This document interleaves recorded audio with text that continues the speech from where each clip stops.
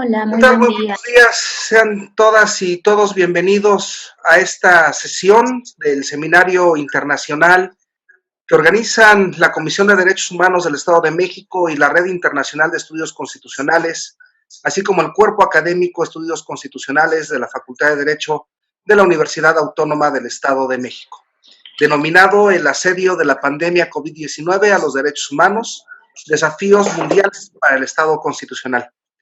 Esta mañana estaremos abordando un tema novedoso hasta cierto punto en el ámbito jurídico, como un derecho específico, es decir, un poco apartado de lo que es el derecho a la salud, que es el derecho a la estabilidad emocional.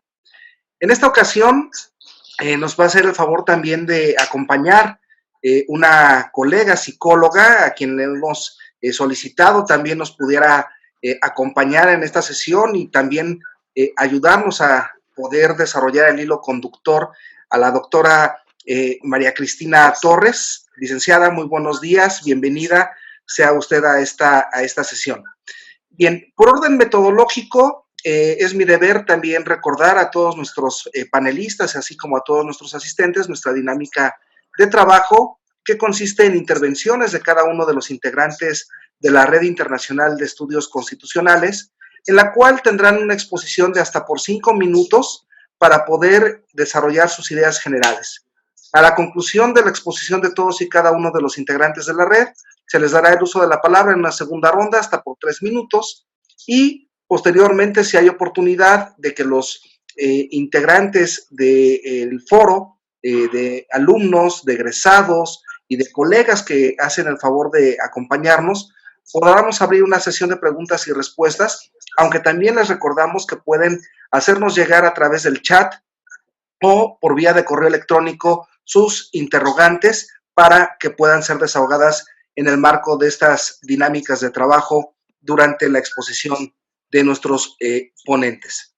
Bien, sin mayor preámbulo, nuevamente les damos la más cordial de las bienvenidas a todos y cada uno de ustedes y le demos en primer lugar el uso de la palabra al doctor Jorge Olvera García, quien es doctor en Derecho por la Universidad Autónoma del Estado de México. Es integrante del Sistema Nacional de Investigadores Nivel 1, así como del Cuerpo Académico de Estudios Constitucionales de la Facultad de Derecho de la UAM. Ex rector de la misma Casa de Estudios y actual presidente de la Comisión de Derechos Humanos del Estado de México. Adelante, doctor Olvera, bienvenido. Gracias, compañeros que conforman esta red, colegas, invitados.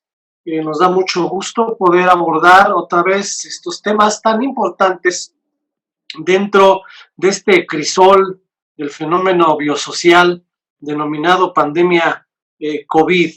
El día de hoy, el derecho a la estabilidad emocional es un hito muy importante que es quizá de esas pandemias colaterales que se están visibilizando por diferentes fenómenos y por diferentes características y cualidades.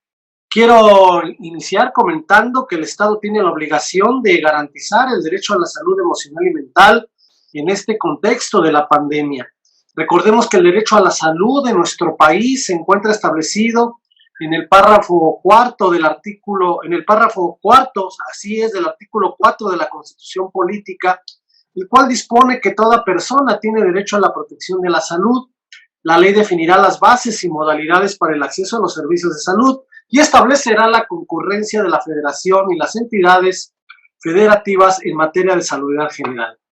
El derecho a la protección a la salud tiene como objetivos primeramente la conservación del bienestar físico y mental, subrayo, de las personas, lo que trae aparejada una contribución al ejercicio pleno de sus capacidades, de acuerdo a lo dispuesto por el artículo 2 de la Ley General de la Salud. La Organización Mundial de la Salud define un estado de completo bienestar físico, mental y social, y no solamente la ausencia de afecciones o enfermedades. En el marco de esta pandemia, las dificultades a las que nos estamos enfrentando son muchas y variadas. Entre ellas, sin lugar a dudas, destaca la estabilidad emocional. El miedo, la inquietud, el estrés y la tensión son respuestas normales de la población ante las amenazas observables y aquellas que provienen de lo desconocido. Por lo tanto, es completamente natural y desde luego comprensible que las personas experimenten miedo en el contexto de esta pandemia. La estabilidad emocional puede desequilibrarse por el temor de contraer el virus o ser portador del mismo, también por aquellos cambios significativos en nuestra vida diaria, pues nuestros movimientos están restringidos con el objetivo de dar apoyo a los esfuerzos para dominar y detener esta fuerza de la naturaleza. Debemos hacer frente a la nueva realidad, el trabajar desde casa, el desempleo temporal, la escolarización de niños en el hogar, la falta de contacto físico con otros integrantes de la familia, amigos y colegas. Es importante que cuidemos la salud mental. Resulta significativo proporcionar tanto orientación así como consejos a la población para que cuiden de esta salud mental durante la pandemia, poniendo especial énfasis en las y los trabajadores sanitarios, los gestores de centros de salud, las personas que cuidan de niños, niñas y adolescentes, los adultos mayores, los grupos y comunidades indígenas y la sociedad en general. Estar lejos de nuestra familia o de nuestras parejas, perder el empleo, comenzar con trastornos de ansiedad o fatiga, inclusive las reacciones tras despedir a un ser amado sin haberlo visto, son factores que propician la desestabilidad emocional. Tras la exposición del COVID-19 en todo el globo terráqueo y con las cuarentenas desarrolladas para evitar más contagios en varios países, existe una urgencia mayor de mantener una buena convivencia y una estabilidad emocional en el confinamiento. Esta realidad nos plantea múltiples y nuevos desafíos, resaltando la conciliación entre el tiempo que se pasa en familia y el que se destina para el trabajo, que en estos momentos se manifiesta de un modo distinto. Cada persona es diferente. Para algunos, la estabilidad emocional puede decaer por el encierro en sí. Para otros, quizá lo que enfrentamos fuera de las puertas de nuestros hogares. Desde la CODEM hemos impulsado acciones para cuidar la estabilidad emocional de las y los mexiquenses. Emitimos pronunciamientos institucionales a favor del respeto, la seguridad y la integridad del personal médico y de enfermería del Estado de México para cuidar su integridad física y emocional. Creamos el micrositio de transparencia COVID-19 con el objetivo de que la población en general se allegue de información verídica, confirmada y generada por instancias oficiales sobre la pandemia. Además de ejercer su derecho humano de acceso a la información, le permite cuidar de su salud emocional mediante protocolos, estadísticas, videos, infografías y juegos. Mediante el uso de plataformas digitales como YouTube y Zoom, el 1 de julio impartimos 106 pláticas, llegando a 25,995 personas, inclusive llegando a usuarios de Argentina, Ecuador, Bolivia y Colombia. Las temáticas abordadas tienen como objetivo cuidar la salud emocional y su estabilidad, pues giran en torno a tópicos como manejo de crisis familiares, prevención del suicidio, prevención del maltrato en niñas, niños y adolescentes, autoestima, prevención de violencia familiar, identificación y canalización de emociones, estrategias para el manejo del duelo, taller sobre el manejo de estrés, etcétera. Otro de los riesgos en situaciones como las que se viven está en el maltrato físico y emocional por el cierre de escuelas y estancias, ya que no hay supervisión por parte del Estado y puede haber un trato negligente, inclusive llegar a la violencia física, lo que perjudica el estado emocional de las personas. Otro factor que vulnera la estabilidad emocional de las mujeres y niñas es, sin lugar a dudas, la violencia de género, que es latente, y ante la nueva normalidad se debe cambiar las estrategias de servicios de protección y atacar la posibilidad de trata, de explotación sexual o infantil con fines comerciales. Al respecto, la CODEM formuló un pronunciamiento a favor de los derechos de las niñas y las mujeres en tiempos de cuarentena. Tenemos que prevenir este delito y hemos hecho un llamado a las autoridades de procuración y administración de justicia para que se adopten las medidas idóneas que garanticen su correcta y oportuna actuación frente a la intensificación de la violencia de género, el sexting, y en particular de la violencia feminicida durante esta contingencia. Tenemos que garantizar los derechos de las niñas, niños y adolescentes. El estrés psicosocial y trastornos mentales como la angustia de niñas, niños y adolescentes así como el agravamiento de problemas persistentes, el trabajo infantil, la separación familiar que dejará niños no acompañados o separados, y la exclusión social o estigmatización de personas o familias contagiadas con el virus, son situaciones que ponen en jaque al Estado, a las instituciones y obviamente a la sociedad. Por ello, tenemos que estar pendientes y tenemos que actuar para hacer frente a este resquebrajamiento del estado emocional de la sociedad. Es de suma importancia en estos momentos asumir como juristas, como sociólogos, como profesionistas, como académicos, este tema tan delicado e importante. Hemos visto que se están presentando situaciones como dificultades para dormir, pesadillas, enojo, angustia, ansiedad, miedo, debido a esta pandemia COVID-19.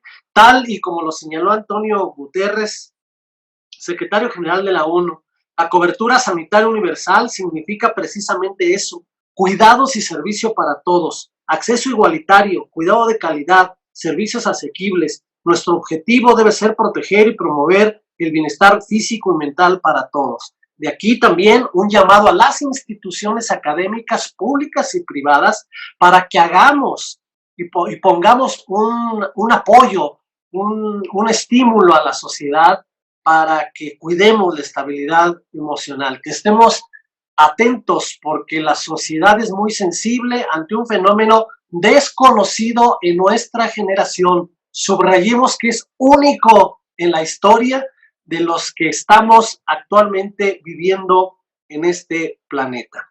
Sería tanto que estoy a sus órdenes. Muchas gracias.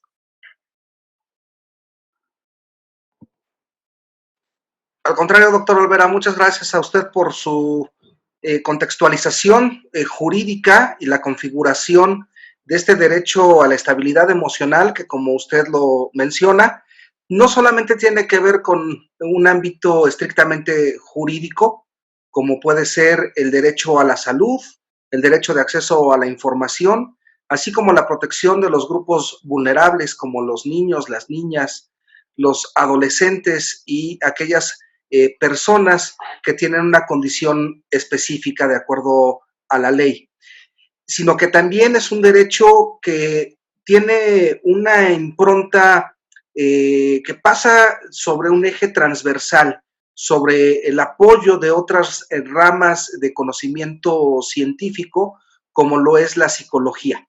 Y en este sentido, quien nos va a hablar de estos aspectos de manera específica es nuestra invitada del día de hoy, la licenciada María Cristina Torres Rivera, a quien le damos también la más cordial de las bienvenidas.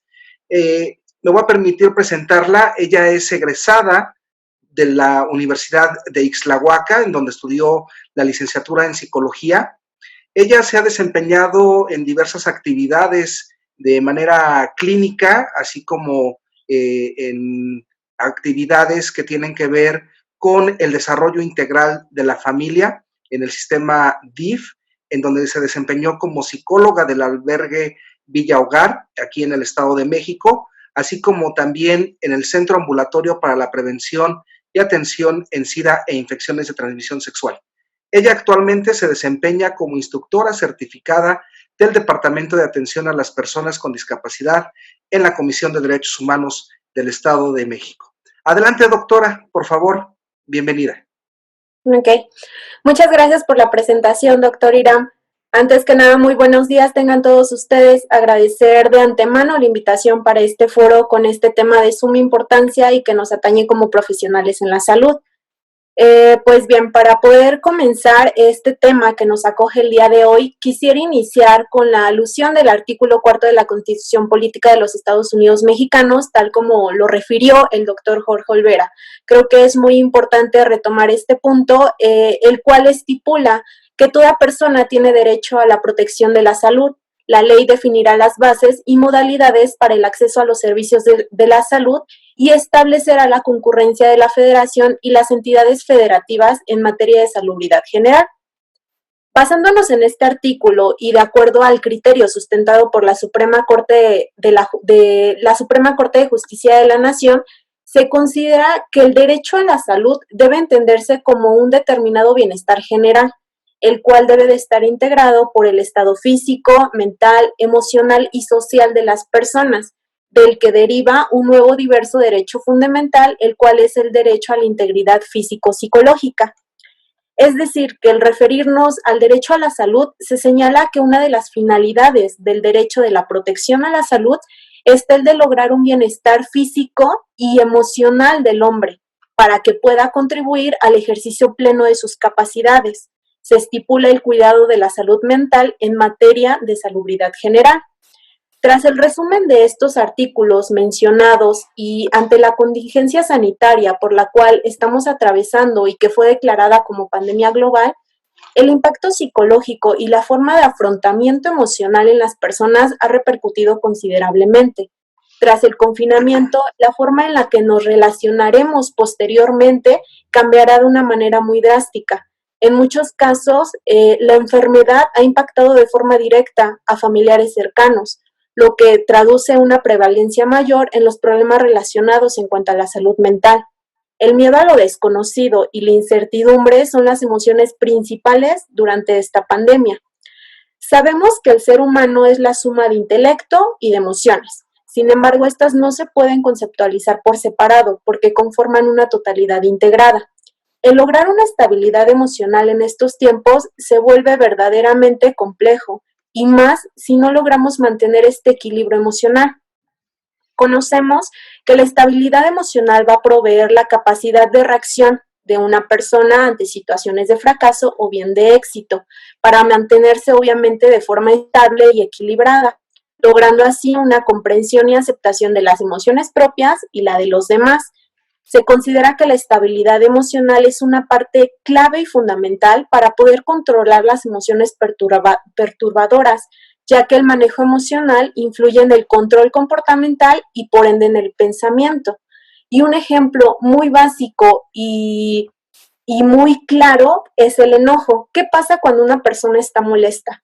En la mayoría de los casos hace y dice cosas sin pensar, porque lo que está dominando en esos momentos es la emoción. No existe un control adecuado de la situación presentada y por eso actuamos de dicha manera. Lo mismo está pasando durante este aislamiento. Psicológicamente se han disparado infinidad de emociones que alteran la conducta de la persona. Hay que recordar que los seres humanos vivimos en un cambio constante. Sin embargo, para nosotros es importante predecir los acontecimientos. Todo aquello que a nosotros nos genere incertidumbre nos hará realizar acciones de sobrevivencia que pueden llegar a afectarnos tanto emocional, psicológica y físicamente.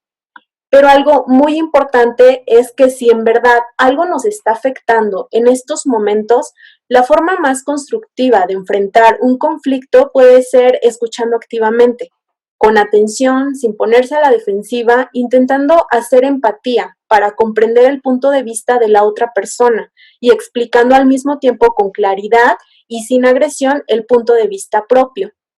Si las dos partes en conflicto logran ahondar en los intereses y las necesidades de los dos, encontrarán una solución que contemple las necesidades de las dos partes, volviéndose una forma más colaborativa de resolver un conflicto dentro del núcleo familiar. Es por ello que en la medida que se presenten retos en la vida de las personas, pues mayor debe de ser la capacidad para ser emocionalmente estables y lograr decisiones acertadas. Es decir, que ser inteligente emocionalmente durante esta pandemia da lugar a conocer las propias emociones, poseer tolerancia a la frustración y algo muy importante que quisiera resaltar es permanecer y dirigir los sentimientos y emociones con empatía. Esto para poder ofrecer un desarrollo mejor en el ámbito personal y obviamente en el núcleo familiar. Va a permitir que nosotros percibamos y dirijamos los sentimientos y emociones propios como también el de los demás, logrando ejercer obviamente un liderazgo positivo. Es importante conseguir un mayor autoconocimiento, poder conectar con nuestras emociones, escuchando, no luchando contra ellas, aceptándolas y aprender a manejarlas. Sin duda alguna, ponerles nombre a cada una de ellas nos va a ayudar a identificarlas y saber actuar ante las mismas. Sabemos perfectamente que si el ser humano tiene pensamientos positivos, por ende va a tener emociones positivas. Sin embargo, si los pensamientos son negativos, vienen emociones disruptivas, que también nos llevan a acciones de sobrevivencia. Sin embargo, si estamos expuestos mucho tiempo, aparecerá el estrés, que ya todos podemos naturalizarlo. Sin embargo, a gran medida puede ser perjudicial para las personas. De igual forma, el miedo nos lleva a actos de sobrevivencia, pero si estamos expuestos continuamente con información negativa, se puede llegar a reacciones con violencia. Les quiero hablar un poquito sobre Abraham Maslow. Él fue psicólogo y exponente de la psicología humanista.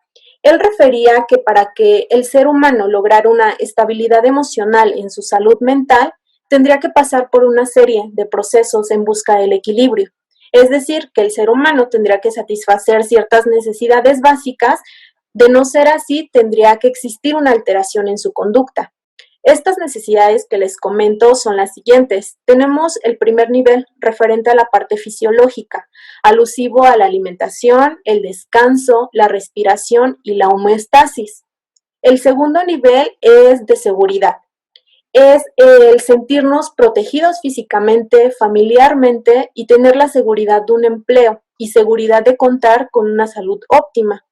Tercer nivel alusivo a la afiliación. Abarca el desarrollo afectivo, el cual es satisfecho mediante actividades deportivas, culturales y recreativas. Enseguida continúa el cuarto nivel referente al reconocimiento, para finalmente dar lugar a la autorrealización, quinto y último nivel de esta pirámide de necesidades de Abraham Maslow. Ahora bien, con toda esta información, yo cuestionaría qué está pasando psicológicamente con la sociedad durante esta pandemia, y más si nos posicionamos en cada uno de los niveles que les acabo de mencionar. Creo que, sin duda alguna, los niveles más básicos no están siendo cubiertos, en cuestión de salud y en cuestión económica. Muchas personas se quedaron sin empleo. En cuestión de salud no contamos con esa seguridad porque inconscientemente la pandemia representa cercanía a la muerte. Por otro lado, el hecho del cierre tan drástico de parques, instituciones deportivas, el no asistir al trabajo, el no asistir a la escuela, impide que nosotros podamos cubrir esta parte social. Por ello, la importancia que durante este aislamiento no perdamos este contacto social, que utilicemos toda esta tecnología que es fantástica y que siempre será de gran utilidad siempre y cuando le demos el uso adecuado. Para darnos un panorama más amplio de lo que está pasando psicológicamente con la sociedad, realizaremos 3 divisiones de grupos de impacto por la COVID-19. El primero tenemos a las personas con COVID-19. Segundo, los familiares y amigos. Tercero, a la población en general. Las principales preocupaciones que repercuten el estado emocional de las personas basándonos en los grupos antes mencionados, pues primero tenemos el nivel de gravedad. ¿Qué pasará con la persona? ¿Se complicará su estado o será sintomático? El nivel de autonomía de la persona contagiada. ¿Necesitará cuidados o de algún cuidador permanente? Ubicación del paciente. ¿Dónde estará? ¿En casa o estará hospitalizado? Y finalmente, el fallecimiento de alguno de los grupos antes mencionados, lo que nos lleva a un proceso de duelo bastante difícil de superar, porque no vamos a tener ese ritual de despedida para los cuales está acostumbrados ciertas culturas o ciertos países. Todas estas preocupaciones pueden dar paso a episodios o trastornos psicológicos que sin duda alguna provocarán un desequilibrio emocional en la persona. Algunos trastornos psicológicos que podemos tener durante esta pandemia es el trastorno de ansiedad, por el saturamiento de información referente a la COVID, la incertidumbre a lo desconocido. Otro, el trastorno de ánimo, como por ejemplo la depresión, por la pérdida de una persona cercana, precisamente por la enfermedad o simplemente por el cambio tan drástico de la rutina, llevándonos a un aislamiento total. Otro es el trastorno por estrés postraumático. Este va enfocado un poquito más a las personas que contrajeron la enfermedad y que estuvieron hospitalizadas. El evento de recuperación pudo haber sido muy fuerte, que emocionalmente no lo pueden controlar, llegando precisamente a este trastorno.